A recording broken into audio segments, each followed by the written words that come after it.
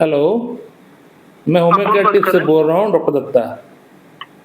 हाँ, डॉक्टर दत्ता नमस्कार सर। जी नमस्कार। हाँ, बोलिए क्या सर बोल रहे थे, बताइए। हाँ सर, वो पिछली बार आपने जो दवाई दी थी ना 2 मंथ्स के लिए, हम्म तो उसके अंदर वो गोलियाँ भी थी और वो लिक्विड भी थे। हम्म तो उसमें सर अपने को इम्प्रूवमेंट क्या हुआ कि उसके अंदर ना थोड़ा हार्डनेस भी आया हम्म और टाइमिंग भी बढ़ा सर। मतलब अब टाइमिंग कैसे समझते हैं तो मैस्टरबेशन से समझते हैं सर, हम्म क्योंकि मेरा अभी मैरिज नहीं हुआ ना, हम्म तो वही है। और उसके बाद में हार्डनेस भी बढ़ा अच्छा और मॉर्निंग इरेक्शंस भी आ रहे हैं सर उसके अंदर। अच्छा। नमस्कार दोस्तों, अभी आपने जिस पेशेंट का आवाज़ सुना, इस पेशेंट को बेसिकली इरेक्टाइल डिस्फंक्शन लिंग में कठोरता की प्रॉब्लम है। कठोरता ठीक से मेंटेन नहीं होता है, इच्छा की कमी है। और ये पेशेंट मेरे पास आने से पहले कई जगहों से ट्रीटमेंट किया हुआ है, बड़ी बड़ी जगहों से इन्होंने जाकर ट्रीटमेंट किया हुआ है, लेकिन कुछ खास परिणाम इनको नहीं मिल पाया है। इनको वेरिकोसिल की भी प्रॉब्लम है और साथ ही साथ इरेक्टाइल डिस्फंक्शन, और इनको लिंग में कठोरता की कमी है, और मन में इनको सेक्स के प्रति विचार उतना ज़्यादा उत्पन्न नहीं होता है। तो इस प्रॉब्लम के लिए कई जगह से ट्रीटमेंट किया हुआ, लेकिन ऑल इन वेल कोई खास इम्प्रूवमेंट इनको नहीं हो पाया है। अब इनका ट्रीटमेंट मेरे पास चल रहा है पिछले 2 महीने से। इस पेशेंट को मैं थॉरोली केस टेकिंग करके कॉस्टिकम प्रिस्क्राइब किया था। कॉस्टिकम 0/1, 2, 3, 4 इन एलएम पोटेंसी 50 मिलीसिमल स्केल, जो कि इससे पहले किसी ने भी इनको कॉस्टिकम प्रिस्क्राइब नहीं किया था, जबकि ये पेशेंट कॉस्टिकम है। यानी Causticum is the constitutional remedy for this particular patient, and without giving Causticum this patient can not be cured. इस पेशेंट को क्योर करने के बारे में हम लोग सोच भी नहीं सकते हैं। तो किसी ने भी कॉस्टिकम जब नहीं दिया तो कैसे पेशेंट क्योर होगा। अब इस पेशेंट को मैं कॉस्टिकम जैसे ही दिया तो पेशेंट को अच्छा इंप्रूवमेंट आना स्टार्ट हो गया। विद इन 7 डेज, 7 दिन के अंदर ही पेशेंट का फीडबैक आया कि डॉक्टर साहब बहुत अच्छा इंप्रूवमेंट मुझे फील हो रहा है, अच्छा इंप्रूवमेंट मुझे आना स्टार्ट हो गया है। अभी पेशेंट का मैं फिर से फॉलोअप किया, पेशेंट ने बताया कि अच्छा इंप्रूवमेंट है, अच्छा इरेक्शन आ रहा है, मॉर्निंग इरेक्शन अच्छा से आ रहा है, लिबिडो फिर से मेंटेन हो रहा है, और वेरिकोसिल के अंदर भी इनको अच्छा इंप्रूवमेंट है। जब ये पेशेंट मेरे पास आया हुआ था केस टेकिंग कराने के लिए, जब ट्रीटमेंट स्टार्ट करने के लिए जब ये आए थे, तो उन्होंने मुझे बताया कि डॉक्टर साहब दोनों ही टेस्टिस यानी बायलैटरल टेस्टिस के अंदर इनको वेरिकोसिल की शिकायत है। जो टेस्टिस है वहाँ पे गुच्छे जैसा बन चुका है, और वो स्पर्मेटिक कॉर्ड के थ्रू पेन रेडिएट हो रहा है, यानी नाभि की तरफ पेन जो है जाता है, यानी टेस्टिस से नाभि की तरफ पेन चला जाता है, जो कि बेसिकली वेरिकोसिल के अंदर देखा जाता है। तो ये उनको हो रहा था। अब ये सब नहीं हो रहा है, गुच्छे कम होना स्टार्ट हो चुके हैं, पेन दर्द कम होना स्टार्ट हो चुका है। तो ओवरऑल इंप्रूवमेंट हुआ है कॉस्टिकम से, सिर्फ एक पर्टिकुलर इंप्रूवमेंट हुआ ऐसा नहीं, सिंगल मेडिसिन ओवरऑल इंप्रूवमेंट हो गया है। हाँ, साथ में इनको टैबलेट इसलिए दिया गया था, मैंने नहीं दिया, पेशेंट ने खुद बताया डॉक्टर साहब जो टैबलेट है उसको ही भेज दीजिए, क्योंकि मेरा शादी सामने है, घर से प्रेशर मुझे मिल रहा है कि शादी करो करके, तो मुझे जल्द से जल्द ठीक होना है, तो उसको भी आप डाल दीजिए। तो पेशेंट के कहने पर मैंने डाल दिया उसको, तो उससे और अच्छा इंप्रूवमेंट आ गया, फास्ट इंप्रूवमेंट आ गया, जल्दी इंप्रूवमेंट होना स्टार्ट हो गया उससे। बट कॉन्स्टिट्यूशनल रेमेडी के तौर पे Causticum is the main medicine, मेरा गोली यहाँ मेन मेडिसिन नहीं है। बहुत लोग बिजनेस करने के लिए बोल देते हैं कि मेरा बना हुआ जो जेल है, जो टैबलेट है, वो मेन मेडिसिन, उसको ले लीजिए आप ठीक हो जाएंगे। मैं ऐसा नहीं कहूँगा, क्योंकि मैं बिजनेस माइंडेड नहीं हूँ। मैं कहूँगा Causticum is the main medicine.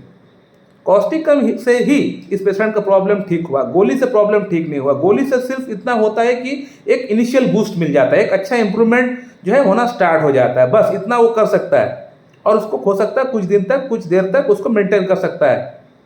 लेकिन प्रॉब्लम को क्योर मेरा टैबलेट या किसी का बनाया हुआ टैबलेट, जेल, गोली, ऑयल कोई नहीं कर सकता है। सिंगल मेडिसिन प्रिस्क्राइब करना पड़ेगा, वो है कॉन्स्टिट्यूशनल रेमेडी। कॉन्स्टिट्यूशनल रेमेडी जब तक आप प्रिस्क्राइब नहीं करेंगे पेशेंट का अंदर, तब तक आपका पेशेंट का प्रॉब्लम क्योर नहीं होगा। अब इस पेशेंट को कॉस्टिकम क्यों प्रिस्क्राइब किया गया था? कॉस्टिकम इसलिए प्रिस्क्राइब किया गया था कि इस पेशेंट के अंदर स्वीट की क्रेविंग नहीं है, बॉडी में वाट्स है, मस्सा है, सिंपैथेटिक ग्राउंडेड है, यानी सिंपैथी इनका अंदर बहुत ज़्यादा है, लोगों के प्रति सहानुभूति, किसी को जाके हेल्प करना, ये कॉस्टिकम के अंदर पाया जाता है, पेशेंट के अंदर भी पाया गया है।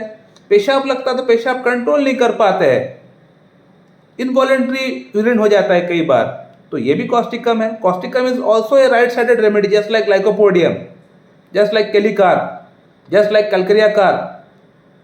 तो कॉस्टिकम जो है राइट साइडेड रेमेडी, और इनका जो वेरिकोसिल का प्रॉब्लम है ये भी राइट साइड से ही स्टार्ट हुआ था।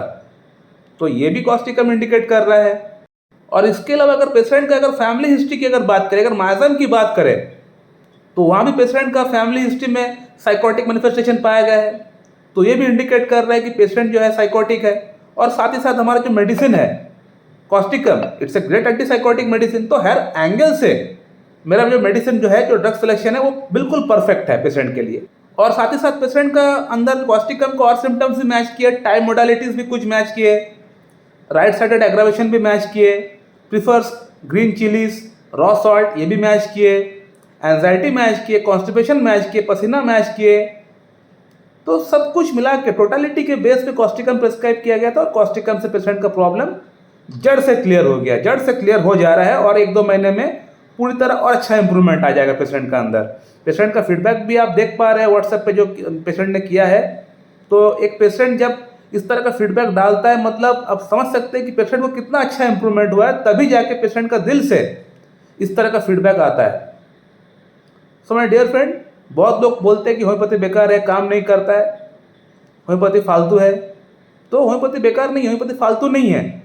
होम्योपैथी में सही दवा का सिलेक्शन करना एक बहुत बड़ा आर्ट है, जो कि खुद से नहीं हो सकता है। उसके लिए आपको एक डॉक्टर के पास से जाके आपको उनको केस टेकिंग पूरा दे के आपका ड्रग सिलेक्शन करना पड़ेगा, ट्रीटमेंट उनसे स्टार्ट करना पड़ेगा। अब इनका वीडियो, उनका वीडियो, मेरा वीडियो देख के जो हम लोग जनरल मेडिसिन बताते हैं और उन मेडिसिन को खा के आप समझते हैं कि सोच रहे हैं कि आपका प्रॉब्लम ठीक हो जाएगा, तो ऐसा नहीं होने वाला। कॉन्स्टिट्यूशनल मेडिसिन का सिलेक्शन कर पाना बहुत डिफिकल्ट है। बहुत लोग मुझे बोलते हैं, डॉक्टर साहब आप इतने सारे मेडिसिन का नाम बताते हैं, कौन सा मेडिसिन खाना है, कौन सा नहीं खाना है, कोई एक मेडिसिन का नाम आप क्यों नहीं बताते हैं, या फिर कोई एक कॉम्बिनेशन आप क्यों नहीं बताते हैं कि सब मेडिसिन एक साथ मिला के आप इस पर्टिकुलर प्रॉब्लम के लिए कॉम्बिनेशन ले लो, आपका प्रॉब्लम ठीक हो जाएगा। आप ऐसा क्यों नहीं करते हैं? तो उन लोगों को मैं कैसे समझाऊं कि होम्योपैथी में कोई भी फिक्स्ड मेडिसिन नहीं होता है, चाहे प्रॉब्लम कुछ भी क्यों ना हो जाए। जैसे आपका लक्षण रहेगा, लक्षण के अनुसार ही आपको अपना दवा मिलेगा। अब अगर इस पेशेंट का अगर सिम्टम्स मेडोरेनियम का होता तो मेडोरेनियम से प्रॉब्लम ठीक होता, अगर लाइकोपोडियम का होता तो लाइकोपोडियम से प्रॉब्लम ठीक होता। अब इस पेशेंट का सिम्टम कॉस्टिकम से मैच किया है तो कॉस्टिकम से प्रॉब्लम ठीक हो रहा है। तो यही चीज़ मैं आप लोगों को समझाने का प्रयास करता हूँ कि होम्योपैथी में फिक्स मेडिसिन नहीं होता है। यही इसका खासियत है, इसका खूबसूरती है कि यहाँ पे फिक्स मेडिसिन नहीं होता है और इसीलिए पेशेंट क्योर भी हो रहा है। अगर फिक्स्ड आइडियोलॉजी अगर रहता है, जैसे एलोपैथी में होता है कि इस पर्टिकुलर प्रॉब्लम के लिए मेडिसिन, उस पर्टिकुलर प्रॉब्लम के लिए वो मेडिसिन, थेरेपेटिक ट्रीटमेंट अगर यहाँ भी अगर स्टार्ट हो जाता है तो पेशेंट को क्योर नहीं मिल पाता, क्योर पेशेंट नहीं हो पाते। माय डियर फ्रेंड, मैं इस वीडियो को यहीं पे एंड करना चाहूँगा। So thank you very much and have a good day.